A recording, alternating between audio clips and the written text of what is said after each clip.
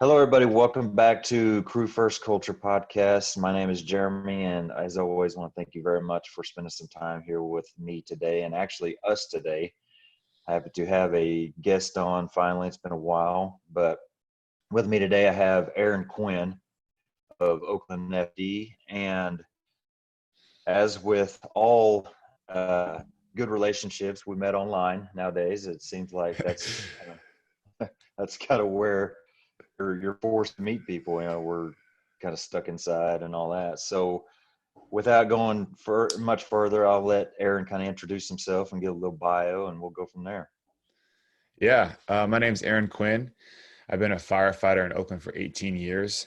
I actually grew up in Oakland, so it's kind of nice to work in the city that you grew up in. My dad was a firefighter here in Oakland too, so I grew up in that whole generation, being a kid, watching my dad be a firefighter in the same city.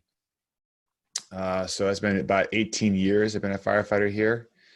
In addition, in 2007, I got asked to take over the head of physical training for all new recruits. So since 2007, every single firefighter that's hired in Oakland has come through my physical training program in our tower. And our tower is roughly about 20 to 25 weeks, depending on what they're teaching them. And I get them for about 5 to 7 hours a week, about an hour and a half every morning. And we go through everything from fitness to mental health to mental performance. And that's been kind of, for the last 13 years, kind of my little extra passion project to try to help our fire department grow and get better. And about 5 years ago, I became the senior firefighter on my crew, which in Oakland is a little unique. Our senior firefighter is kind of looked at as almost on the same level as an officer. We don't have promoted positions for the truck driver and tiller. Those are all done by firefighters. So the firefighter at a double house, or my double house, we spend 1 month driving the truck, 1 month tillering, 1 month bird dog, which is kind of a catch-all position, focused mostly on rescue and search, but it also catches a lot of the other things in the fire ground that kind of fall through the cracks. And then 1 month on the engine. So that's kind of a short little bio on me. And yeah. That's awesome. So, Yep. 13 years basically you've been helping recruits. So do you have any idea of kind of how many people you've really kind of helped along? Have you kept track of that?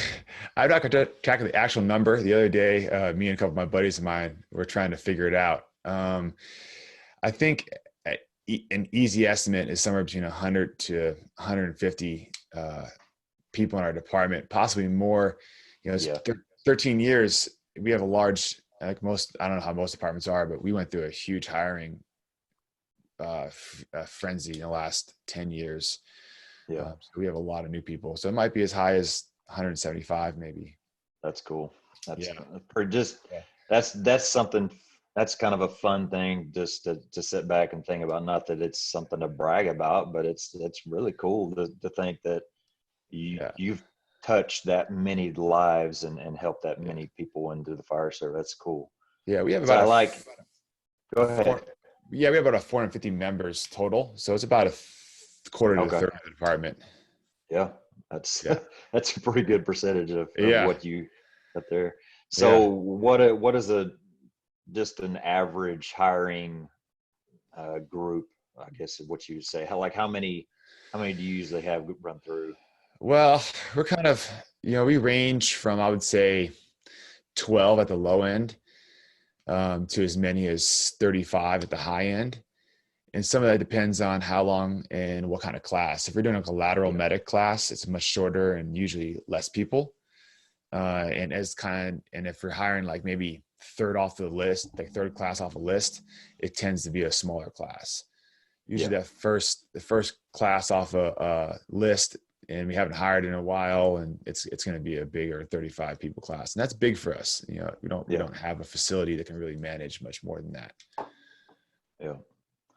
Well, that's interesting. I mean, it's always interesting to me to hear of different people from different departments, and you're throwing out tiller terms and bird dog and stuff that my department, we have one tower truck, and probably lucky to have that. We've got a couple Quints that are probably getting phased out, but just smaller departments, we don't have the opportunity to play with as cool of toys as the bigger places. And so it's cool to kind of to talk to people from the bigger places. So you and I've talked a little bit, not a ton, kind of behind the Yeah. scenes, getting set up for this. Yeah. And I'll let you know that something it's always interesting, and always interesting topic to me, but especially kind of right now, just where I'm at, is that informal leader, senior firefighter type role. And like you stated,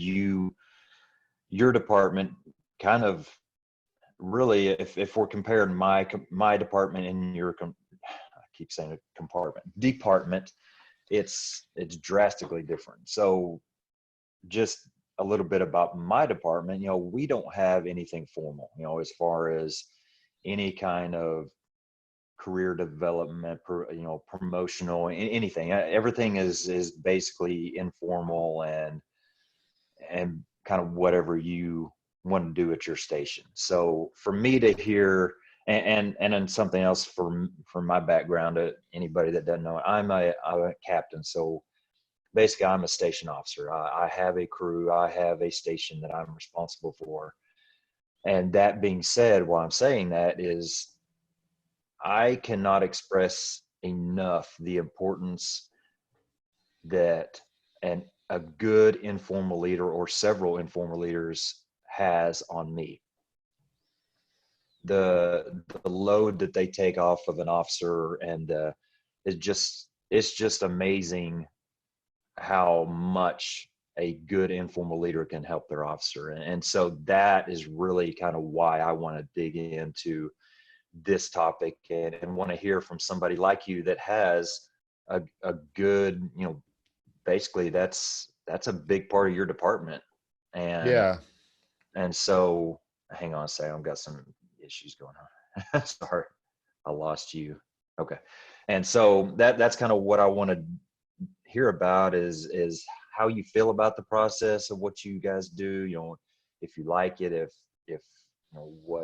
how you feel it affects your department, and just kind of go from there, because I want to learn how to be more of that mindset of that informal leader runs a lot more, because I feel like that's how it should be. So give me an idea of how you feel your department treats it, and what you think about the process. Yeah. So, uh, we have much, I don't know, our department's older, and it's more traditional than some other departments. So kind of the senior firefighter, something that evolved over the years to kind of become, like you said, the informal leader of a crew.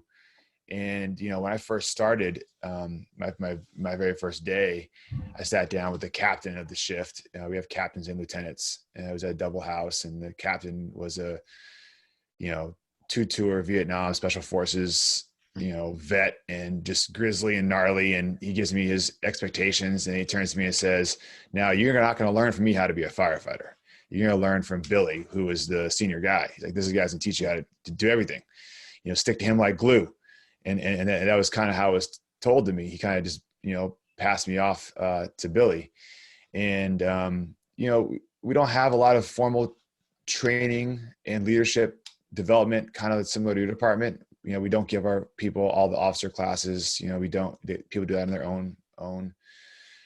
So it is kind of done shift by shift and house by house, but the tradition of what a senior firefighter is or does is deeply rooted in our department.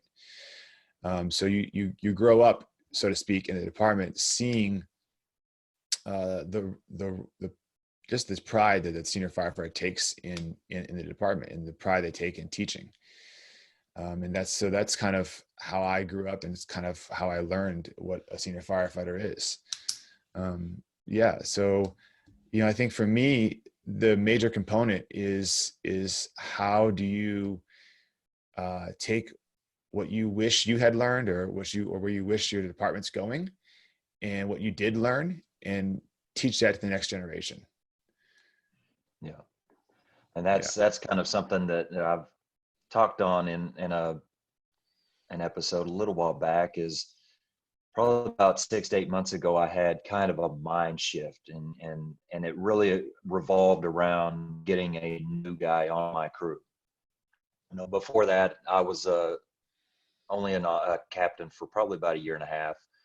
And so, at this moment, I'm still got a lot to learn. But at that point, I was just kind of on cruise control, just trying to find my way. I wanted to do good things. I wanted to be a part of a crew that was ready to do what we needed to do and all that. Well, once I got this new guy, it really was like a punch in the face to say, man, you are now responsible for bringing up this, for lack of better terms, this kid, and teach him how to be a firefighter. And I get exactly what you're saying. And that's, your captain basically told you that's this guy's job, the senior firefighter. But really, I mean, ultimately, I'm responsible for the overall picture of that. And that was really eye-opening to me, because I was involved in training. I enjoyed training. I feel like I took a good attitude into training, but I don't feel like I was approaching it with the mindset of, I've got to absorb this to the point where I can teach it to somebody else tomorrow. I've got to teach it to this new guy, or I've got whatever else. And just that mindset shift of going from being involved in training to really soaking it up to the point of passing it on to the next generation. That was huge to me. And that's kind of where I'm at right now, of trying to get my guys, my crew into, yeah, we're involved in all this stuff, and we have great attitudes when we're doing it, but are we sucking it up to the point that we can pass it on to the next person and kind of keep that going and start tradition and all that? And that's really where I am headed, is just trying to figure out how to do that. How do you have any kind of ideas of, if you're talking to somebody that doesn't have that kind of tradition maybe set up, kind of how to start, where would you go to get it going? That's a good question. I think the first thing is if I'm looking at a new person and trying to explain to him, a new firefighter that's come to my crew, and I try to explain to him, this is a long-term career. It's a marathon. So you look at me and try to emulate me. I have 18 years riding the truck. You can't cut a hole like me. You can't walk on a roof like me. You don't have that experience. All you need to focus on is being really good at where you are right now. So the first thing is taking some of the onus so they don't get too overwhelmed. And The next thing is making sure that they understand that they're an important piece of this wheel too.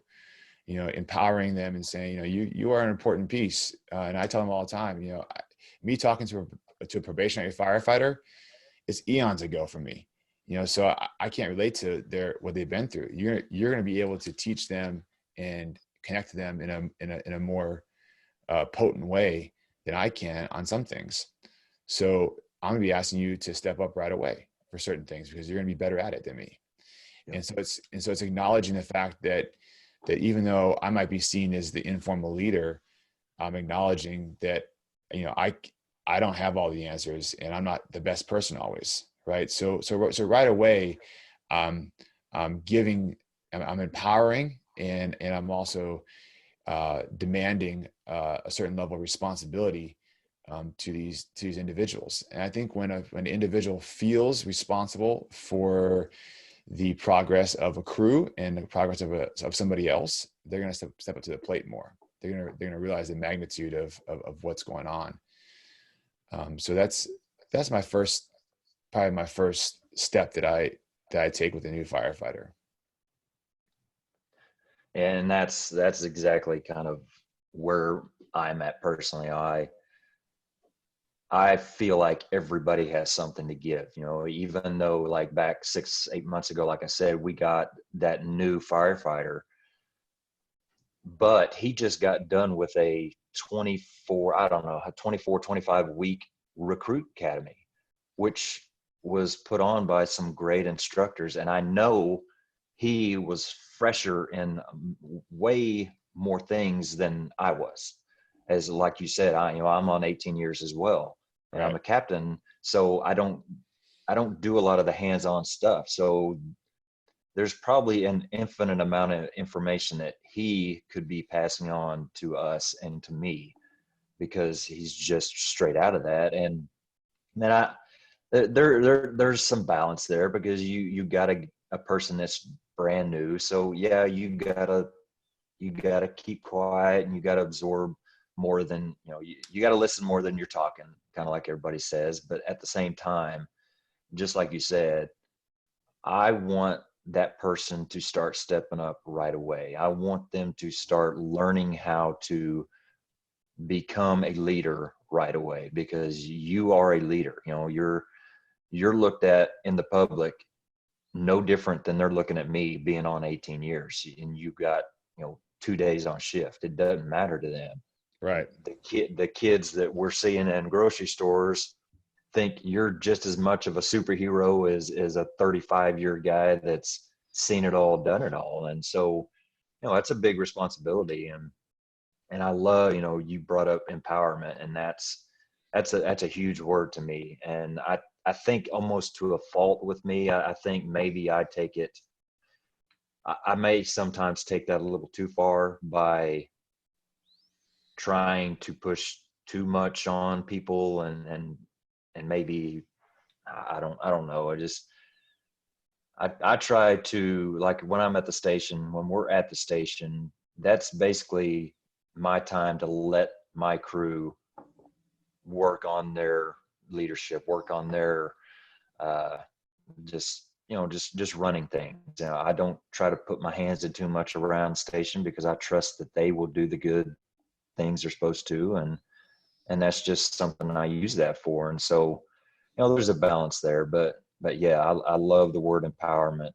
Just staying away from micromanagement and focusing on empowerment, for Yeah, some of sure. that's difference too between being an officer and being a firefighter, or being, maybe a deputy or battalion chief, depending on what levels you have. I kind of look at those different positions as, different aspects of leadership. Not saying that everyone can't empower all these aspects, but when you're looking at a company officer, to me, they're really the heart of the leadership. They're kind of in the middle, and they're the ones that need to really talk about the passion and the love for the job. As the heart does, speaks to passion and love, and from the administrative standpoint above, they're kind of the brains of the leadership. And again, not saying that the officer doesn't incorporate all this, or the firefighter doesn't incorporate all this, but on a pulled back, more generalized, bigger picture, you need your admin to be the brain. They're the ones setting out the mission and their overall goals. And then the firefighter, the informal leader, they're the backbone. They're the ones that get it done. They're the ones when the officer says, "Hey, we're gonna paint the firehouse," and if the guys start to groan, you say, "Shut the fuck up. I'm right. I'm doing it with you." That's what we do. And Yeah. that's the backbone, and that's the thing the officer can't do. And so I think to your point earlier, you have to have all forms of that leadership. Because there's certain things that I can say and I can do that the officers can't, and vice versa, right? And so I think that's the important piece, and that's an important piece even for a new person. Like I said, like back to what I said earlier, it's you have a vital role in this, and once I think someone understands that even though you're new, you still have a vital role in this whole thing. That Yeah. changes their view, because sometimes you come in, you're new, like you said, the old paradigm of shut up, don't say anything, keep your head down, Yep. just work, don't ask questions, you'll learn at some point type of attitude. It can shut certain people down, Oh and yeah. it makes you feel like you have nothing to offer, right? Yep. And you're just looking at these guys and you're idolizing them. I mean, like, oh fuck, man, I want to be like them, um, but you feel like you're worthless, right? Yeah. And if you can make somebody understand they're not, still, you're still a new kid, you still got, like I said, got to understand that aspect. So got dues to pay, but right. You have something to offer. Yeah. Absolutely. Yeah. And that's kind of what I was getting at is I really think that, back when I came on, and I'm sure it's probably, our timelines are similar, 18 years. So probably we're kind of in the same, what we experienced. But when I came on, that was the mindset that I had coming towards me. I was a grape that needed to be squashed and turned into fine wine, basically, is what I was told. And we were paid from the neck down, and things like that. And I okay, whatever. It's part of being a new guy. Okay, that's fine. But at the same time, that just crushes anything you have of wanting to be positive and wanting to do good things. I feel like right out of the gate, you're basically told something like that. It's like, okay, well, I'll be quiet and I'll be over here washing dishes until you tell me that you need something else. You know what I mean? And so I'm glad to see a little bit of that change. And like I said, I'm the first to say when we get somebody new that I fully expect you to earn your spot.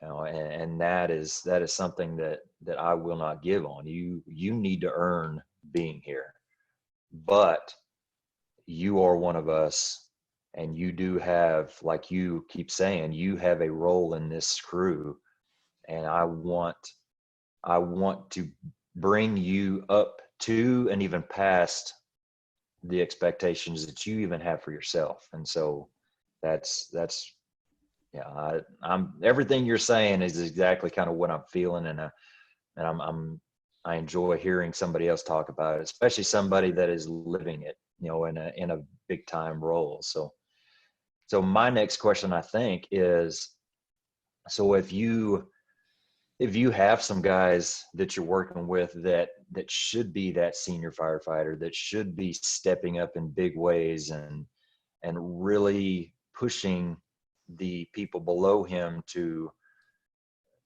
become better, but they just don't have that passion. What do you have any ideas of what we can do to kind of rekindle that passion in these people?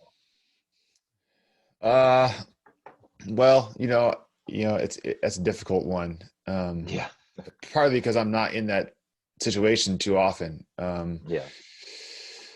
Well, as a firefighter, or as from my standpoint, my first, you try to talk to the individual, and whenever you lose passion, you look at any myriad of possibilities of what's going on. This job is, it's tough on your psyche, right? And I think oftentimes when we look at, we're talking to someone who's senior, so let's go 20 plus years maybe. Over the years, the realities of the job can be what's zapping their passion, right? And maybe they're out of shape, maybe they have, maybe struggle with depression, anxiety, maybe the sleep deprivation has caught up with them. There's any number of things that can be challenging them. So, what I look to is trying to motivate them to be motivated about themselves first, right?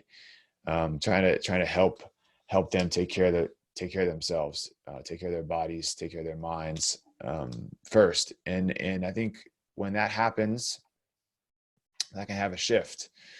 Another strategy that I use is just asking why, right? Why am I here? Yeah. What am I doing here? And if you keep asking that question, eventually you're going to boil it down past the paycheck, and you're going to boil it down to really, why you ended up getting the job in the first place. And I think that's another piece. Another piece too is these salty guys, and they're just angry, and they're in the firehouse, and they're just bitter about everything, and F this, F that, fuck this. And, we have a saying in Oakland that a firefighter can mess up a wet dream. We can make anything sound miserable. Right. Yeah. But with that, trying to gather my train of thought here.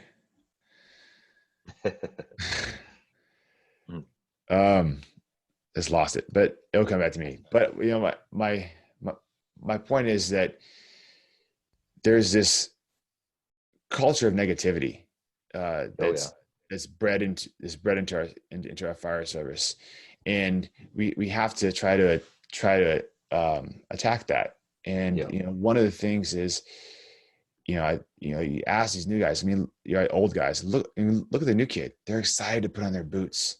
I mean, do you remember that? And they can say, yeah, I remember that. And it comes back to them. And it's a struggle. I'm not saying that it works for every single person. I'm not saying that it is there, but you got to try. And I think trying to remind them of when they were new and they were excited and that passion, and trying to also have them understand that taking care of their bodies is going to help, play a role in their ability to show up for themselves. And then the last piece is, all the shit they bitch about, all the shit they complain about. You ask them, like, what department do you want to see? All these things you complain about, you're talking about things that you want to see change. Yeah. Right. So then what you need to do is not complain. You need to train these new people to hopefully create the department that you want. Right. Yeah. And that's the idea. It's like, you have all, you know what you don't like. So then figure out what you need to do to teach that person who's newer to not end up in that department, right? To really change that department. So those are kind of some of my strategies. Yeah, definitely kind of the leave it better than you found it kind of mindset. Absolutely. It's great. But also taking those complaints, right? Those complaints are the things that you're not happy with, right? So know that you already intrinsically know what's bothering you, right? Mm-hmm. So just turn that positive, turn it from another light, saying, if the fact that, admin can't purchase rigs for us and we're driving around on rigs that are falling apart, if that's bothering you, then figure out how to get involved with the apparatus committee, figure out how to, get better rigs, figure out how to maybe go to city council and start pushing the union to push for in the public eye to get more rigs. Right. Yeah. Yeah. Definitely the key there, and that's huge, just that conversation is probably several podcasts worth of conversation, is action. It's easy for any of us to fall into a rut of griping about anything. That's literally where I am fighting out of myself right now, is just disgruntled irritation, and even point at times anger at where I feel we're headed right now. And it's easy to be that way. Anybody can be that way at any time. Yeah. What is hard is taking that irritation, taking those things that you're angry and upset about, and coming up with solutions. And what's even harder than that is taking it a step further and doing something about it. And that makes the difference between a person or even a crew or even a department that is stuck in a terrible morale, terrible just attitude, anything, and a department that it has low times, but it uses those low times to raise itself and keep going to better levels. And without actions, nothing, it doesn't matter. You can sit there and gripe all day long, but if you don't have any solutions, and if you definitely don't want to involve yourself in making it better, I don't want to hear it. I mean, that's kind of where I'm at, is I'm tired of being the person that gripes and not being the person that does something about it. And I'm definitely tired of, others that are doing the same. So that's kind of a growing point where I feel like I'm probably at right now, is just finding the action to fix that. Absolutely. There's any number of things that you can try to whack at in fire departments. So I think just trying to focus and pick a few is kind of the key. One of the things that I think we do well in our department, we say, hey, look, there's 1,000 things that this department needs. And yes, we are aware that our admin doesn't do a great job and they're overworked and understaffed, so they're just trying to put out, without pun intended, they're trying to put out the big fires. Right. Yeah. So there's so many things you can get involved in. Find something, get involved in it, give a little back to the department. And that's kind of the message that I think people from my generation on have been preaching. My dad's generation was a little bit more like, fuck admin, fuck those guys, we're not doing shit for them. And it kind of drove our department a little bit, to a bad place. So I think my generation has seen that, and they're kind of they're preaching overall, find something, get involved in it. And over the time, you see, again, not everyone, but there's enough of us, and that ends up changing the direction. Starting a movement. Yeah, for sure. One of the hard things that you mentioned to me, you're feeling disgruntled, and I think one of the hard things with firefighters, and really what I've been trying to take, I took the fitness stuff on. I saw that as a huge just deficit in our department. So I got involved that early and stayed with that. But now, I'm really trying to focus on some of the mental health side of it. I think there's a lot of pieces there that we just don't know. It becomes very insidious, and we just don't see it coming. Our exposure is, if you look at like a military veteran, it's very intense for a very short period of time. It's a little more glaring, right? Ours is over a 30-year career, so it's very slow. It's a slow trickle. So you can turn around one day and realize, wow, I'm bitter and angry, and how did that happen? Yeah. And like, you don't even realize it. And some of the guys don't realize it. And that's the thing too, is because it's very slow. In our job, we're taught, and we have to detach from these emotional situations, right? We have to separate ourselves from these situations 100% in order to function. And so that's a very vital piece of our job. And on top of that, we have to then also look at a situation and perceive what the worst possible outcome could be, and to avoid that and to be aware of that. So we're training our minds and our bodies and our psyches to not only detach from emotions, but also to focus on the worst case scenario. And our bodies and minds, they don't stop doing that when we hang up our helmets or turn out and go home, right? They keep doing that. And over the course of time, we see that play out in our family lives and on our firehouses, right? We're constantly looking for the negative. We're constantly searching for what could go wrong. And we are emotionally detached from what's going on. And I think just even illuminating that aspect, there's been a lot of people that I've talked to, they've been like, oh, wow, I didn't even realize that, and it's starting that dialogue, and that in itself can bring back the passion. Oh, you know what? That might be what's going on. So I think, it all goes hand in hand, but I believe most of us get into this job because we want to do good things, and we want to be that person that the community calls on when in need. And so just really trying to bring people back that space is I think, how you get that passion right back. And it's something kind of leading into that. And I was going to bring it up anyway, because you mentioned that question earlier is why are we here? And I feel like something that's just kind of come to light to me just in the past probably couple months is that's really a big question. And that's a question that we all need to ask ourselves over and over again. Because absolutely, the way I, when you're brand new, I guarantee you, if you asked 1,000 new firefighters why you want to be a firefighter, the answer is going to be because I want to help people. That's just what we say. That's what I said. That's what we say. And and I'm not saying that's not true. It is true.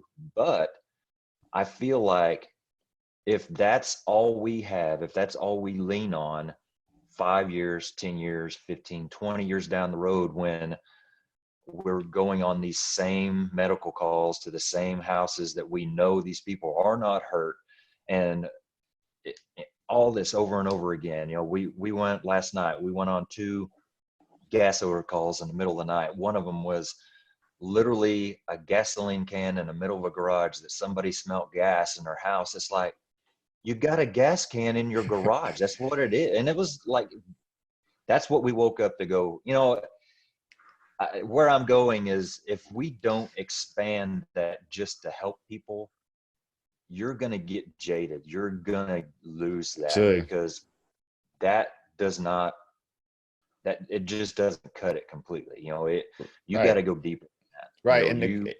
Go ahead. Yeah, when you keep asking that why, to me, what I come to, and I see people that are disgruntled about the regulars, and I'm not saying I don't get there sometimes, because Lord knows Oh, that yeah. stomach ache 4 after midnight, you're just like, you fucking kidding me again. But and it's a practice for me too. But I ask people, like, even new kids, hey, what do you think we're doing here? And they're like, well, we're helping this person. Right. Okay. So this is the regular. They're regular already. You've been on here for a year, and you've been on them, every shift. So know that, right? And really, what I see is you ask that question, why, and you pull back, and we give hope to the community. We're the only entity they call that doesn't charge, that doesn't care, who comes and helps them. So even if we're not technically helping that person, and they're still calling us, they're still calling us. They're still believing that we can help them, and everyone sees that. Everyone else in the community who sees our sirens, who sees our rig pull up, they see that. They believe in us, right? And that's, especially in this day and age where the safety nets are being pulled away, and if it seems like families are, closer and closer to one paycheck away from disaster, and just the margins of life seem to be shrinking. And when people feel like I can pick this phone up and call, and people are going to come, they're going to help me, and they're going to make things better, and that's all they do. I mean, that little piece is a huge piece to society in general. And I think, again, like when we pull back, it's a regular, and that individual's going to call us again tomorrow. You're 100% right. And, and nothing we're going to do is going to fix that, maybe that individual, but in a bigger, pull back picture, it does make a difference. And I think that's you get to when you keep asking why. Yeah, for sure. Yeah, just if you don't have that kind of the groundedness to think, I'm not only here to run to Miss Johnson that calls us every Friday night because she's lonely, but I'm also here because Jim here, my senior firefighter who's dealing with some stuff at home, he needs us, and we make a difference in his life. And John, the new guy that just came on, he needs us to tell him how to become a real firefighter, and how to make it through 20 more years. There's just so many pieces and layers and just levels of good that we can do. And I just really Absolutely. think that we need to kind of bring the focus away from just, and I hope it don't sound bad when I'm saying, I'm not saying that we're not here to help people. I just want to focus on, there's a lot more to Absolutely. it than that. Yeah. And that's kind of the mindset that I've kind of starting to develop with that. And let's be honest, man, a lot of us get a job because we want to fight fires too. I mean, Oh yeah. I'll be the first person to say that. I'm not happy with someone's house burned, but if they do, I want to be the one there, right? That's what we And do. so, That's absolutely. we kind of want to be in the shit, right? Test Yeah. your muster, right? And so that's another piece of it too. And sometimes I tell people, hey, look, if that's you, that's your heart and soul, this is the price you got to pay for those few opportunities that come up, right? Like this is the ticket you punch. Think of it like a person training for Olympics. You train for 4 fucking years to get one shot, right? Yeah. And every minute you train will determine how you do in that one shot. So every call you go on is going to determine how you do in that one time when they call you. There's a bunch of different ways you can help someone find that why, right? And to your point, is the why is individual, it's department wide, it's crew wide, and each layer has its own why. And keep asking that, and keep finding that, and keep doing that is a huge piece. How do you mentioned just briefly that you've kind of found yourself in some lower spots. How do you kind of keep that drive alive? What pushes you to keep going, to to want to do better, to want to help that newer person, all that, what keeps you going? You know, really the new kids, new kids give me as much as they can be annoying sometimes,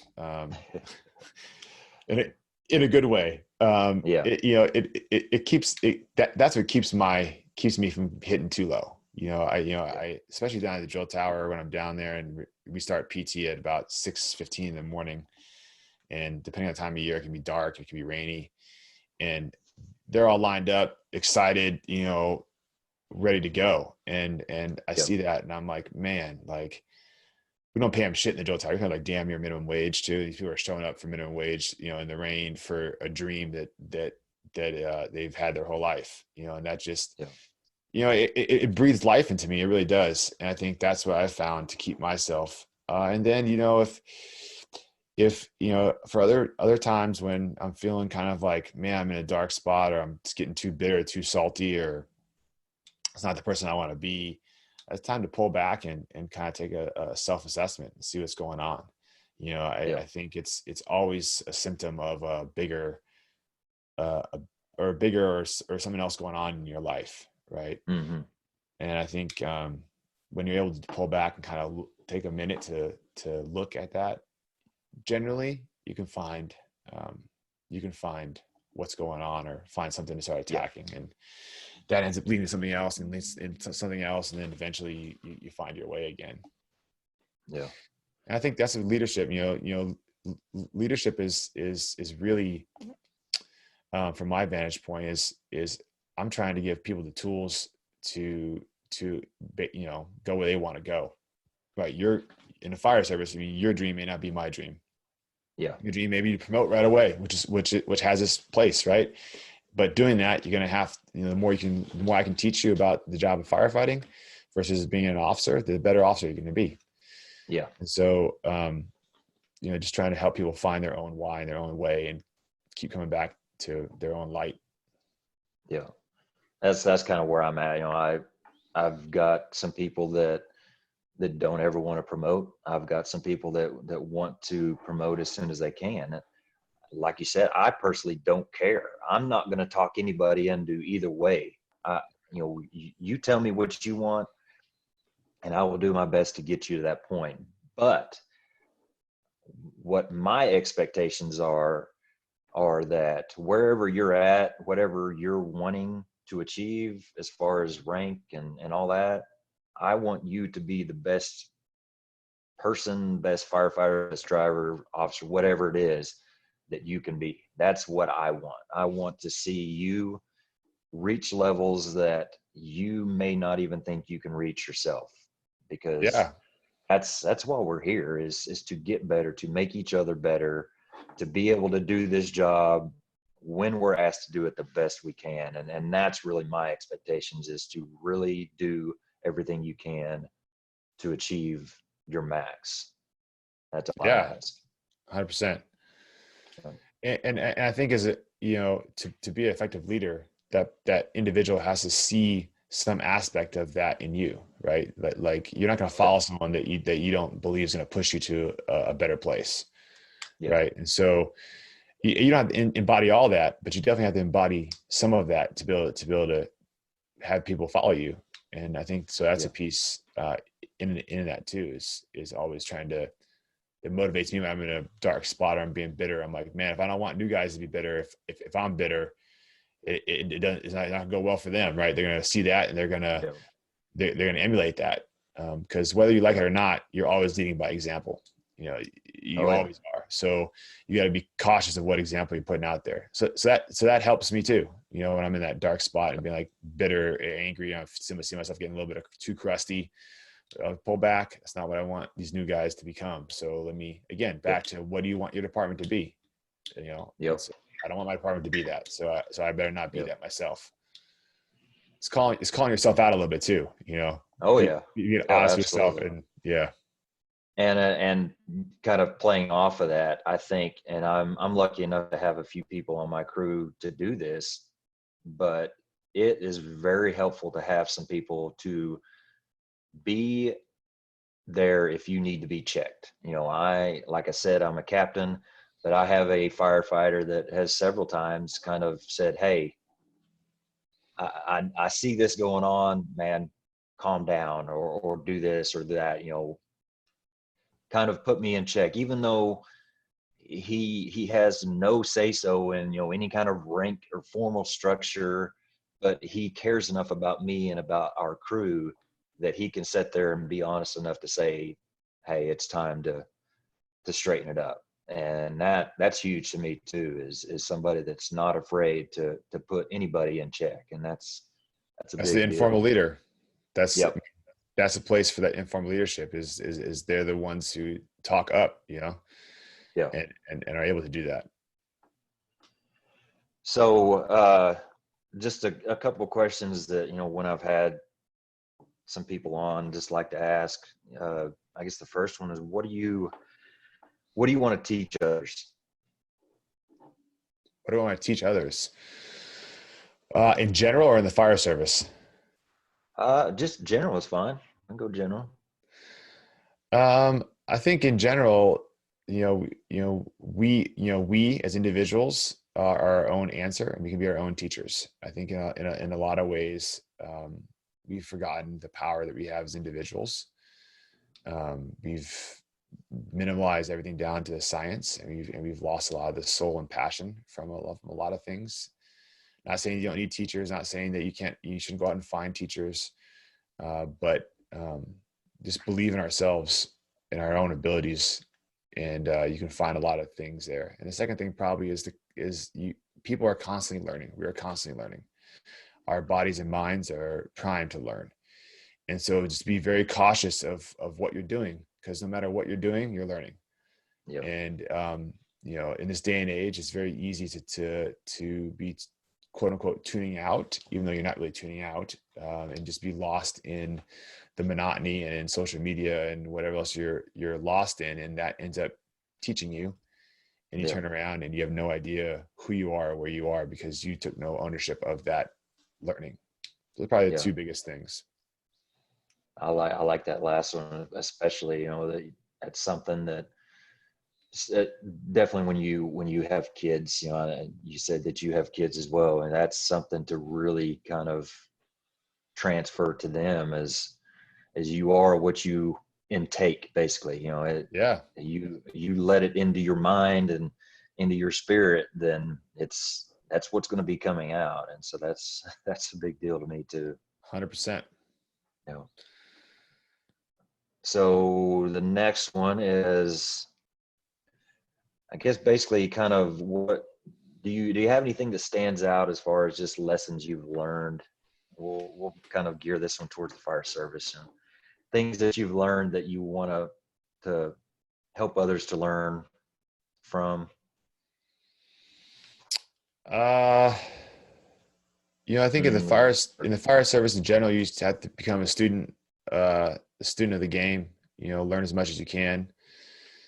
Don't get caught up on having to do something a certain way. Just have a bunch of different options and apply the best option in the fire service. Every department's different. You have to work within your own department. There might be a move that's great, but unfortunately, if not everyone's on the same page, it's not going to work, right? You got to bring that new stuff up, not on scene, not during a call, but on training, so everyone's on the same page. What else is the fire service?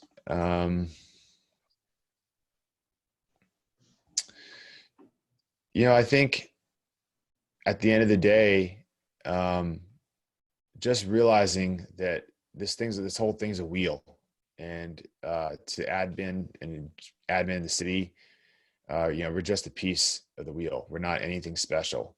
We're only special to the people that we work with.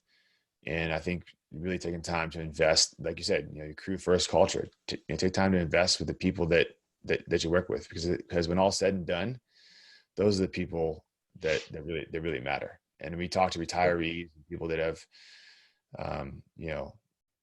again, retired and done with the job.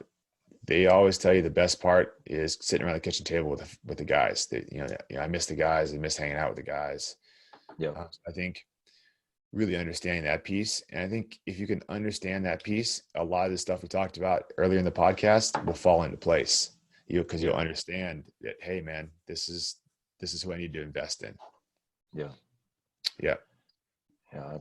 I completely agree. That's kind of, you know, the underlying issue of we are there for each other, and man, there's so much going on in life. You know, we kind of touched on our irritations or whatever that manifests at the department, but that is such a small piece of life. You know, you've got men and women that are dealing with some of the hardest things that they have ever dealt with in their entire life at home, and then they have to, you know, quote, check that stuff at the door and come to work at the station and deal with the stuff at the station. And it's just, it's big.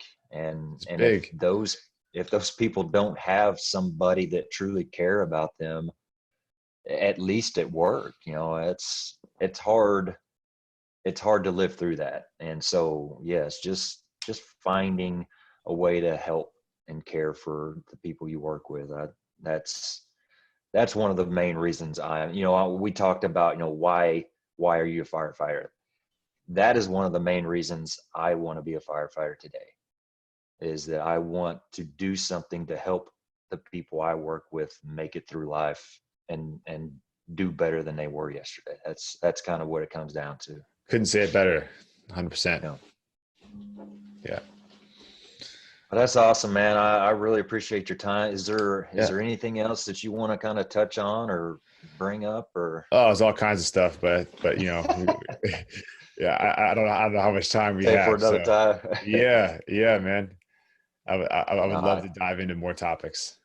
Oh yeah, I enjoyed it, and I think Yeah. there's definitely, and I know there's more aspects of your life that you want to really get out there. You know, you're huge on diet and really. So I've seen a lot of yoga clips. Is Yeah. that something? Yeah. So big on Yeah. yoga, which I think yoga is you know, it's a whole nother topic, but just to briefly dive into it, you know, it's you know, I have these 4 pillars of life that I talk about, and yoga really, I think, speaks to all of them. You know, you just have to develop that connection between the mind and body, and it's really about finding comfort and using the breath to center the body. And there is, in my mind, you're talking about firefighting, there is no other piece that's more important than our breath and our management of how we breathe.